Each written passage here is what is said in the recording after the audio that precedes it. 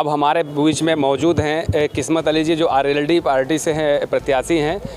सबसे पहले आप बताइए कि जब आपका पीछे आप चेयरमैन थे तब आपका कार्यकाल किस स्थिति में, क्या चुनौतियां थी आपके पास? देखिए, सन 2012 से 17 तक नगर पंचायत ठेरिया निजावत खां से हम अध्यक्ष का चुनाव जीते थे और यहाँ की जनता ने अपने प्यार और मोहब्बत से हमें इस कुर्सी तक पहुँचाया था।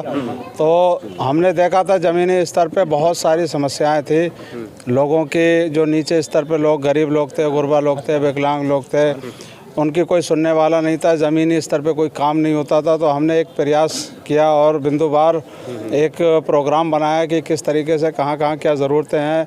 हर गली में, हर एरिया में हम घूमे, पूरी नगर पंचायत का हमने भ्रमण किया, सारी समस्याओं को हमने जाना और ज़मीनी स्तर पे एक प्रोग्राम लेके चले कि किस किस चीज़ की ज़रूरत है। उसी को ध्यान में रखते हुए हमने नगर पंचायत में ओवरहेड टैंक बनवाया, जिसकी बहुत ज़रूरत थी। लोगों को पानी नहीं मिल पाता था और लोगों ने घरों में मोटरें लगा रखी थी, जिसकी वजह से पानी फिर भी नहीं मिल पाता था। तो एक बहुत विकराल समस्या थी। तो हमने एक ओवरहेड टैंक का काम किया और सेक्टर रोड पे नालों का निर्माण कराया ताकि कोई इंक्लोजमेंट ना हो जाए, लोग रास्ते को तंग ना कर दें, इसलिए नाले बनवाए। इसके अलावा मोहल्ला तालाब से लेकर हुसैनी मस्जिद तक एक रोड था जो टूटा फूटा पीडब्ल्यूडी का हुआ करता था, उसको नगर पंचायत के हैंडओवर लेके जैसा कि कुछ जानकारी में पाया कि आपने कई नालों का निर्माण किया, कई मस्जिदों का निर्माण किया, कई रोडों का, जो रोड थे उनका चौड़ीकरण आपने करवाया। लेकिन अब ऐसा क्या कमी रह गई थी जो आप पिछले वर्ष में जो बीत चुका है उस चरण में आप नहीं सामने आए, वो चेहरा आपका फिर से एक बार छुप गया था? देखिए, कुछ गलतफहमियां हो जाती हैं और हमारे यहाँ जो है, क्योंकि एक ही कम्युनिटी के लोग हैं, बहुत सारी अपेक्षाएं होती हैं।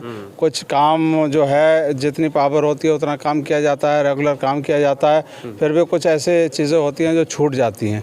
तो एक छोटी छोटी बातों पे भी लोग नाराज़ हो जाते हैं जी। तो रही होगी कुछ लोगों की नाराज़गी। मुस्लिम कम्युनिटी है, 100 में कितने % है? ये 95% यहाँ मुस्लिम कम्युनिटी है जी। 5% पे हिंदू हैं जी, बिल्कुल। अच्छा, ऐसा क्या कार्य बचा है अधूरा जो आपकी नज़रों में, जो पहले तो आप नहीं कर पाए और इस बार अगर आपको जनता ने मौका दिया तो आप वो काम करेंगे? देखिए, काम तो अभी बहुत काम करने को है। एक प्रोग्राम बनाया जाता है ज़मीनी स्तर पे क्या क्या काम होना है। अभी देखिए, काम होने को तो ये है, नए विकसित इलाके हुए हैं जो दूर दराज एरियो में लोगों ने नए मकान बनाए हैं, नया एरिया डेवलप हुआ है और वहाँ पे बहुत सारा काम होने को है।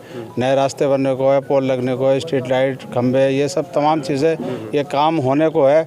इसके अलावा अब आप देखेंगे कि बाईपास रजा हॉल के बगल से एक मोहनपुर को बाईपास निकल जाता है, इसकी बहुत आवश्यकता है। और एक बिलाल मस्जिद से लेके जो मनपुरिया तक निकल जाता है, एक वो बाईपास की ज़रूरत है। तो ये भी हमारी प्राथमिकता में है। और सेक्टर रोड का हाल बहुत ज़्यादा खस्ता हाल है, क्योंकि वो भी नगर पंचायत के हैंडओवर नहीं है, तो उसको नगर पंचायत के हैंडओवर लेके उस रोड को भी बहुत बेहतर तरीके से बनाना है। इसके अलावा जो है एम्बुलेंस सेवा है, उसको हम देना चाहते हैं ताकि मरीज़ों को जो रात में किसी की समस्या हो जाए, कोई परेशान होता है, जब अभी तक आपके यहाँ नगर पंचायत में अस्पताल की क्या सुविधाएं हैं? देखिए, एक छोटा सा केंद्र बना रखा है, वहाँ पे कोई बैठता नहीं है, कोई भी नहीं बैठता है कि केवल टीका लगता है। कोई देख रेख है ही नहीं नगर पंचायत के स्तर पे या किसी प्रशासन के स्तर पे। तो पूर्व में चेयरमैन रह चुके, तो आपने कभी ये अपने प्रशासन से गुहार नहीं लगाई या मैसेज नहीं किया? जी जी, बिल्कुल किया और हमने बराबर किया। और जो टीके लगते हैं, टीकों की व्यवस्था के लिए ANM आती हैं, वो जगह जगह बैठ के टीके लगाती हैं। इसके अलावा कोई सुविधा स्वास्थ्य से संबंधित कोई सुविधा यहाँ नगरवासियों को नहीं मिल पा रही है। हाई स्कूल तक आपके नगर पंचायत की जो मतलब क्षेत्र की जितनी भी लड़कियाँ हैं, खास करके महिला वर्ग की, जो हाई स्कूल के पढ़कर घर में बैठ जाती हैं, कोई इंटर कॉलेज महिलाओं की, लड़कियों के लिए?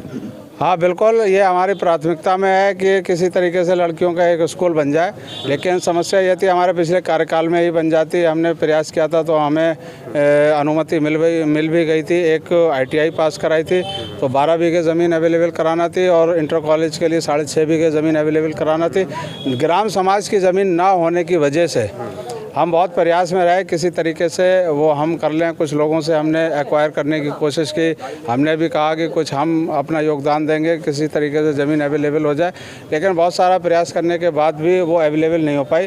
तो हम दोबारा फिर ये कोशिश करेंगे कि किसी तरीके से वो ज़मीन की व्यवस्था हो ताकि लड़कियों का स्कूल बने, या जो भी उसमें लड़कियाँ जाती हैं यहाँ से शहर तक दिक्कतें होती हैं तो उनकी दिक्कतें दूर हों। और लड़कियों के साथ साथ जो महिलाएं हैं जो घरों में गरीब परिवार से बिलोंग करती हैं, कुछ नहीं करने वाली हैं, तो उनके लिए कुछ कढ़ाई बुनाई की व्यवस्था जिस तरीके से अपने रोज़मर्रा की ज़रूरतों को पूरा करें और अपना परिवार का भरण पोषण करें। देखिए, डूडा ऑफिस से स्कीम चलती है, जो सिलाई की स्कीम है, कढ़ाई की स्कीम है, या बहुत सारी स्कीमें डूडा ऑफिस से आती हैं। बात यह है कि वहाँ प्रयास करने से वो योजनाएं यहाँ नगर पंचायत तक आएंगी। वहाँ पे लोगों को जो इस तरीके की महिलाएं चिन्हित की जाएंगी जिनको बाकी ज़रूरत है, ट्रेनिंग की ज़रूरत है, और जिस तरीके की भी ज़रूरत होगी उसको हम पूरा प्रयास करेंगे कि उनको वो सुविधा उपलब्ध मिले। नगर पंचायत में कितने प्राइमरी स्कूल हैं?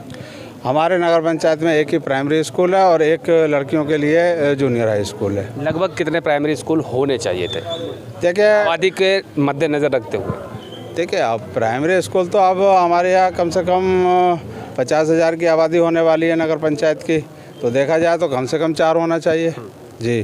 तो लेकिन नहीं है, तो ये है कि एक प्रयास रहता है। फिर वही समस्या आ जाती है कि ग्राम समाज की जो ज़मीन होती है उसकी एक समस्या है, उसकी बहुत बड़ी समस्या है, और कोई भी हम काम करने को चलते हैं तो एक समस्या फिर ज़मीन की आ जाती है। पानी की बात करेंगे तो स्लाटर हाउस वाला जो गंदा पानी बहता है उसके बारे में क्या कहना चाहिए?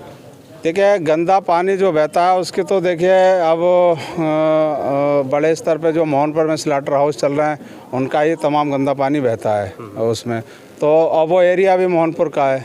लेकिन चूँकि नगर पंचायत से सटा हुआ है, तो हमारी जब हम रहे चेयरमैन तो हमने वहाँ पे बराबर सफाई कराते रहते थे नालों की, ताकि क्योंकि बराबर से जो आबादी बसी हुई है वो पूरी नगर पंचायत की आबादी बसी हुई है, उनको बड़ी समस्याएं होती थी, तो बराबर सफाई का अभियान हमारा चलता था। आगे भी हम सफाई कराते रहेंगे ताकि लोगों को कोई समस्या ना हो पाए। अच्छा, यहाँ पर पारिवारिक कुछ सूचना के आधार पर पता चला है कि पारिवारिक तरीके से राजनीति होती है या पार्टी विशेष के आधार पर यहाँ पर इलेक्शन है? देखिए, हमारा ये एक ठेरिया जो है एक परिवार हैं, यहाँ पे बड़े बड़े परिवार हैं, रहते हैं, और परिवारों के अलावा भी बहुत सारे लोग रहते हैं, तो सब मिलजुल के रहते हैं। ऐसा कोई नहीं है कि कोई मिलजुल के ना रहता हो। नहीं, मिलजुल के अगर आपने ऐसी बात कही है तो यहाँ पर कुछ प्रत्याशी ऐसे हैं जो एक ही परिवार से लगभग 3 लोग हैं, उनको किस नज़रिए से देखते हैं कि वोट जो आपको मिलने वाला हो उनको सेंध लगा रहे हैं?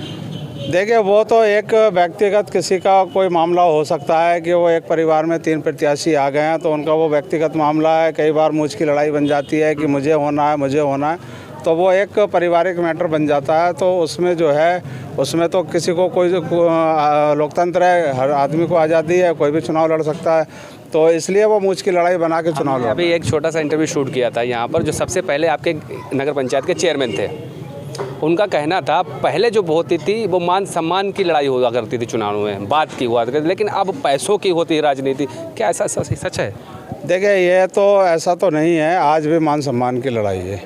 देखिए, कोई भी वोटर जिसको कोई लालच होगा, वो लालच की बुनियाद पे अगर वो वोट करेगा तो एक तो उसका पता नहीं कि वो किसको वोट करेगा, दूसरी बात ये आती है फिर वो आपके लिए मेहनत क्यों करेगा, और जो मोहब्बत से लगा है, जो आपके प्यार में लगा है, जैसे तमाम लोग आज मेरे साथ घूमे, ये सब मोहब्बत में लगे हैं, तो मेरे लिए मेहनत कर रहे हैं, एक दूसरे से संपर्क कर रहे हैं, एक दूसरे से वोट मांग रहे हैं। तो आज भी चुनाव जो है मोहब्बत का है और भाईचारे का चुनाव है, और मोहब्बत से ही चुनाव जीता है। चूँकि ये मुस्लिम बाहुल्य क्षेत्र है, यहाँ पर 7 या 5% हिंदू हैं, तो हिंदुओं के लिए आपकी क्या मुहिम चलाई जाएगी या क्या आरक्षण दे रहे हैं आप? नहीं, हमने तो देखिए जो हिंदू समाज के लोग हैं उनके लिए भी काम किया। हमने जाटा मोहल्ले में हम गए, हमने वहाँ पे एक चौपाल का मुद्दा हुआ करता था, तमाम प्रत्याशी आते थे, वो हर चुनाव में यही कहते थे कि हम चौपाल बना देंगे, उनसे वोट हासिल करते थे, फिर चौपाल वहीं की वहीं रह जाती थी।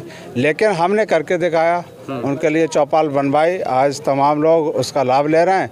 तमाम उनकी जो शादियां हैं वो वहाँ ठहरती हैं, वहीं पे सारे अपने जो कार्यक्रम है वो वहाँ करते हैं। इसके अलावा भी हमने जो खरंजे या जो सुविधाएँ दे सकते थे, या जो मकान बनने की स्कीम आई थी, वो मकान बनाने के लिए हमने प्रयास किया उनके लिए। चुनाव व्यक्तिगत विशेष तो नहीं है? बिल्कुल व्यक्तिगत नहीं है, ये सामूहिक प्रयास होता है और अच्छी सोच के साथ काम करना चाहिए। चुनाव होने के बाद फिर सबका ध्यान रखना चाहिए, सबका काम करना चाहिए और उसी वजह से आज जो जनता हमसे दोबारा जुड़ी है तो उसी वजह से जुड़ी है कि सबका हमने ध्यान रखा है, हर वर्ग का ध्यान रखा है। और पूरे कस्बे में किसी भी आप एरिया में जाएंगे, पूरी नगर पंचायत में हर एक आदमी कहेगा कि हाँ उनका व्यवहार बढ़िया रहा, उन्होंने काम किया है। तो हर एक नुक्कड़ पे हमने काम किया है और आप चाहेंगे जाके उसको देख सकते हैं, लोगों से मालूमात कर सकते हैं। चलिए, बात करने के लिए बहुत बहुत शुक्रिया। जैसा कि आपने देखा कि किस्मत अली जी आरएलडी पार्टी से हमारे साथ में थे। अब देखना है कि जीत के बाद ये अपने बातों पर कितना खरा उतरते हैं। आपके साथ में तबरेज़ आलम परेड।